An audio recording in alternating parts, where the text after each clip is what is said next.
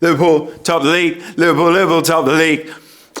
8 points difference. Look up, everyone else, because we're top. Look down, Liverpool fans, because we're at the top of the league. But it wasn't easy to get there. It wasn't easy, and it won't be easy to stay there. Put it that way, right? Liverpool struggled today against Southampton, but there are also some real positives. I think early on, we should talk about the positives. I'll talk about some of the negatives a little later on, just places where I think we can probably critique the team. I think as Liverpool fans, we probably have to be honest internally, right, about where it is this team is at so that we set expectations and don't allow other people to come in and just railroad us with their dumb narratives where it's like, oh, you know, I'll go through that in a sec. Mohamed Salah, he is prolific. I don't want to make any contract comments, mainly because we don't know where they're at the moment. We know that Liverpool have got plans. We know that Mo Salah will have his own plans. And we know that between those two, it's either going to be that Mo Salah wants to stay and Mo Salah is going to take a contract, or Liverpool don't want him to stay and therefore he can't take a contract. It's one way or the other. It's very difficult from the outside to judge any of these stupid things. His performances are showing us how prolific he is for Liverpool, whether he is declining, which I don't think he is, or whether he is in the twilight of his career, which I'm not actually sure he is. But we're seeing the solid heads, the gritted teeth, the top coming off. By the way, which is your favourite Mo Salah top coming off moment for Liverpool? There are now quite a few of them. And the guy keeps himself in good shape. He's iconic for us. I'll do a whole other video about him tomorrow, but he's iconic for us. And his goals are so Mo. The penalty, first of all, obviously is a penalty.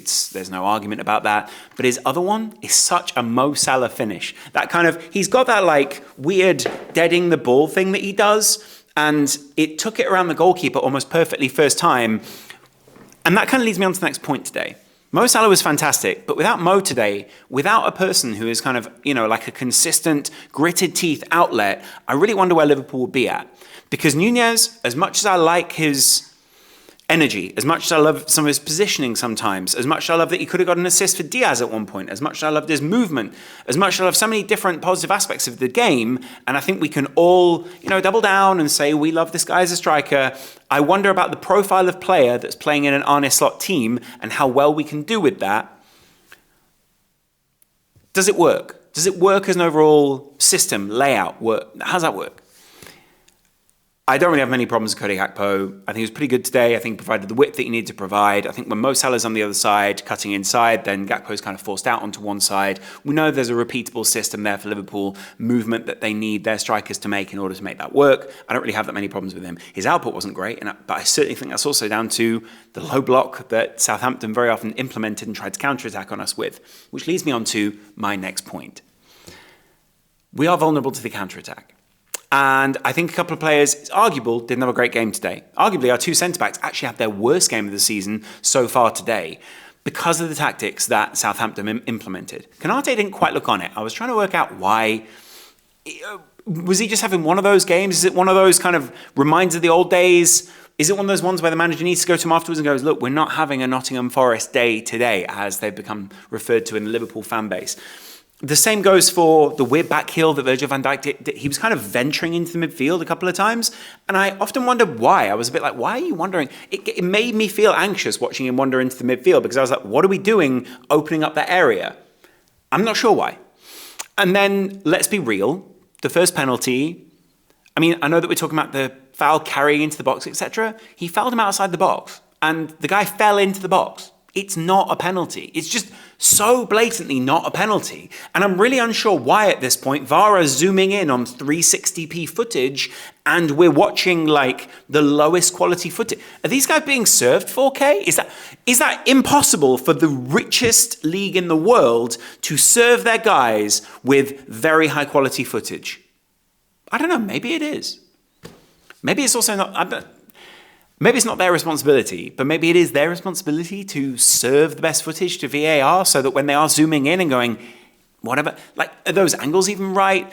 Is there any technology out there that allows you to accurately map the players' bodies in the way that, you know, the Champions League offside does to tell you that boot was there and that was there and we know that that was not offside or we know that was not inside the box?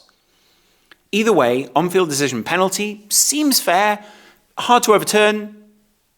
Actually, I don't have that much problem with it. I just would love there to be more accuracy in the game. Overall, the process, I want to question less. But if anyone knows about lines, boy, is it those guys down at the PGMOL and those guys who get out on the field. It's a good joke. I'll leave it with you. Anyway, that put us in a difficult position, put us in a frustrating position. But then when Southampton go up, that was where the real vulnerability is. And I see that Real Madrid will pounce on that. Man City will look to pounce on that. They'll look to a lot of long balls, a lot of long balls, right? Everton will do that. Newcastle will do that. They know that isolating our players in the channels, in those two half spaces, but then pushing the half space further on the field is where you get at Liverpool. And it worked. It worked really well. Liverpool players get a bit nervous to foul people. I feel like Ibra and Van Dijk are both way stronger than any of the opposition. So the real issue that they have is like, they just sort of boost people off the ball. It's like, goodbye. And they're sort of like halfway across the field. That's frustrating to watch. And I don't actually feel like Kelleher could have done that much about either of the goals. One of them he's kind of stood there for, and I think maybe you could have died for it, but maybe for that one, the inexperience of Kelleher, I can't really put that down to inexperience. He just looks, he's rooted to the spot. Maybe another goalkeeper reads that and comes out, but realistically, he had some space to cover. I think if Alisson's standing there doing that, he's looking at the back line and going, what are you guys doing? And we probably just say, well, Alisson couldn't do anything. Let's not blame Kelleher for those things. And then on top of that, I do think the penalty save is frustrating because then when the ball comes back out, it goes A, straight to their striker, but B, there's no one on that striker to make him have to think again. We need to be better at these things. Like, there were small things today where I thought we didn't look as sharp as we could have looked, and actually Southampton almost exploited those more often than I would have liked to admit as a Liverpool fan today. We were lucky to get away with a 3-2 today. And I know that you do enough to win the game, and you can only beat the opposition put in front of you and all these kind of things. Southampton played up, and they did play up very well, and we will be sharper in the bigger games. But let's be real, like, realistically today, it was a bit of a disappointing performance from Liverpool, and it's the closest to the Nottingham Forest performance that I can remember in terms of just looking, not even out of ideas, just looking like, hey, we're coming up against a low block here, what do we actually do? And that's frustrating as Liverpool fans. That's frustrating as I saw the team grit their teeth after we went down. I saw them kind of going, right, now we have to push on. And I can imagine the frustration that Arne Slot has because these are whole new narratives, whole new ideas within the team. And I'm frustrated watching the team. So I can't imagine how he feels when he's given his halftime team talk, when in general, the idea is that when Liverpool go out there, we make the changes, we push on to the opposition, and then their tactics worked over his. I can't imagine the speech that those guys are getting at the moment of like, this isn't how we operate, this isn't how we work, all right? Which to an extent is satisfying because I feel like I kind of know at this point, our manager's going to handle this. This will be handled. This won't happen again. But what I am frustrated about is Liverpool seem to serially underestimate their opposition when they are bottom of the league or lower down the league. And we look, frankly, a little arrogant sometimes, which if I'm critiquing the team, cool, you've worked yourself into a place where you can look arrogant. But I've never really felt the arrogance, and I know this is ironic coming out of my mouth because a lot of people think I'm arrogant, but like, how can I prove opposite? It feels frustrating when you look at a team and you go, are they being arrogant? Now, as someone who often gets accused of arrogance because of my demeanour, what I will say is, I think Liverpool show out a lot. I show out from time to time. Mainly because it gets you through some situations. Mainly because it's a tactic to demoralise the opposition, to show your superiority, to show we're the big boys, we're coming here, we're Liverpool, we're here to show out. I like that. I rate that. But then when it doesn't work, it opens you up to a lot of criticism. You won't hear this. You're not going to hear this in anyone else's videos, guys. Do you know why? Because all the other videos are just there because they know that you'll click for the views. This is the thing, is like, I know there's going to be a load of Man City fans, a load of other people making videos going, oh yeah, like, well done, guys. Liverpool look unstoppable. Why do you think in the international break I didn't make a video that said why Arne Slot is a genius? Why do you think I'm not lauding this Liverpool team? Because I have investment in this side. A load of other people, it's easy to do that for money and no investment because you don't care if they fall away, because it's good for you if they fall away. Don't be dragged into that. Although enjoy the videos, whatever. But my point is, I still think there are vulnerabilities about this team. We should be talking about some of those things to manage our expectations as a fan base. Midfield system, let's finish on that. I don't think it worked as well as we would have liked today. Gravenberch, very good in coverage. Dominic Szoboszlai, very good in terms of energy. Curtis Jones, good in terms of pressing. At times the play passed him by, and I feel like he was, I don't feel like he was a passenger. I just don't feel like he had his best game. Szoboszlai actually had one of his better games, was way more prominent, obviously scored the goal. Stop taking those free kicks. The reason we see these free kicks for the international team is because, and I will state this again, the only time you see them is when they score them.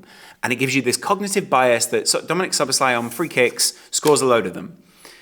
We don't see the ones that he misses. We don't see the ones that hit the wall. Stop telling everyone that he's good at free kicks. I get the feeling there's a bit of the Ronaldos there. He's good at free kicks, sure. There's also a bit of the Ronaldos there. If you take enough of them, you're going to score some good ones every now and again. It's not like Trent, where it feels like a penalty with Trent. Which leads me on to my final point. We feel a little, like, I enjoy what Conor Bradley brings to this team. I think he's a really good player.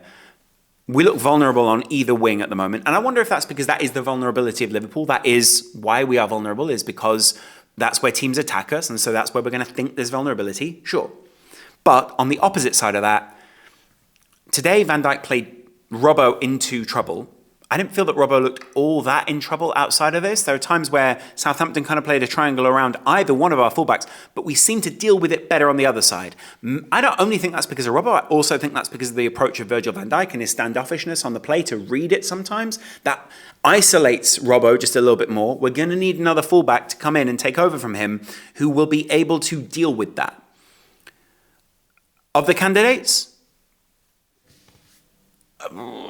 I think there are probably guys who are mobile, but I think broadly you're going to see a lot of people who would not like to be isolated in the way that Van Dijk leaves his left back isolated sometimes to be able to read the play. So I actually want to laud Robbo a little bit. I think he had to get back to make that tackle. I think in that kind of situation, they got a penalty, but he did the right thing. It doesn't mean that we don't need to continue to look at our fullback situation, which I think if those guys improve, especially in the left back, and Conor Bradley kind of continues to go into that role. I thought Conor was really good today. There are a couple of times where I felt like the triangle broke down or the movement broke down, and I couldn't work out if that is because Curtis Jones is wondering so much and Szoboszlai is wondering so much, or whether it's because of the two wingers who aren't quite in the right position. On the other side, they seem a little more able to sort of work their stuff out. Whereas on the right side, sometimes I think they're roaming so much, I'm like, ooh, what are we really doing here, guys? What's really going on? Anyway, I'd love to know what you guys think. I enjoyed the game. I still enjoyed it. Not criticising. I still like the game. But Southampton set out to frustrate us. And I think we're about to come up against quite a few teams in the coming weeks who are going to set out to frustrate us, counterattack on us. And here's the thing. If teams are only going to counterattack on you, then you will only concede counterattacking goals. I feel like we still don't quite give Arne Slot the credit for the way that he controls the opposition's possession. It almost feels more Benitez-esque, where it's like, you can use your shadow. That's why Alonso was so good for us. That's why Mascherano's energy was so good for us. That's why a double pivot is broadly comparable to the way Benitez played. It feels more, I'm not saying we play like Rafa Benitez, but I'm saying in the way that we defend and use our space, that feels more like Rafa. Does anyone who's a little bit older remember that? Anyway, let me know what you guys thought of the game in the comments below. Of course, we want to laud Mo. Of course, the guy taking his shirt off is good. Of course, I'm happy that we're top of the league by 8 points. But this time is to put as much space between everyone else and us in the Premier League. And secondly, as the Real Madrid game comes up, they're good at counter-attacking. They're good at these very specific things that Southampton, weirdly, am I comparing Real Madrid and Southampton? Yes. They're good at those things. They'll do them better than Southampton, is my point. Here's the thing. If we get a result against Madrid, it's very difficult for us to then drop out of that top 8. That's the goal in the Champions League. Go through in that top 8. It is that simple. Obviously, I want to dominate every game. I'd love that. but I'm not quite sure we've got the depth in the squad or the rotation to be able to just continue to burn these players out and then do well at the other end of the season. It's all well and good us at this point in the season going, do really well, go and just kill opposition. I think Arne Slot has shown so far that he's very good at managing these situations and very good at rotating the team in just the right way. They don't look quite as burned out, even though at this point in previous seasons, the only other 3 teams to sort of have done this kind of gap and set this kind of precedence are United, City and Liverpool in that order, I think, in like 07-08, 17-18, 19-20. The point with that is, whilst we have this lead, maximize what we use our squad with, maximize where we're at, maximize our position, and allow us to, later on in the season, possibly make some mistakes. Not that I want to, but you get my point. Possibly have to manage things. Afford us that time and space. Let me know in the comments below. There is a Discord, there's a Patreon over there if you love the work that we do, and I'll chat to you guys in a little while. Much love. Bye.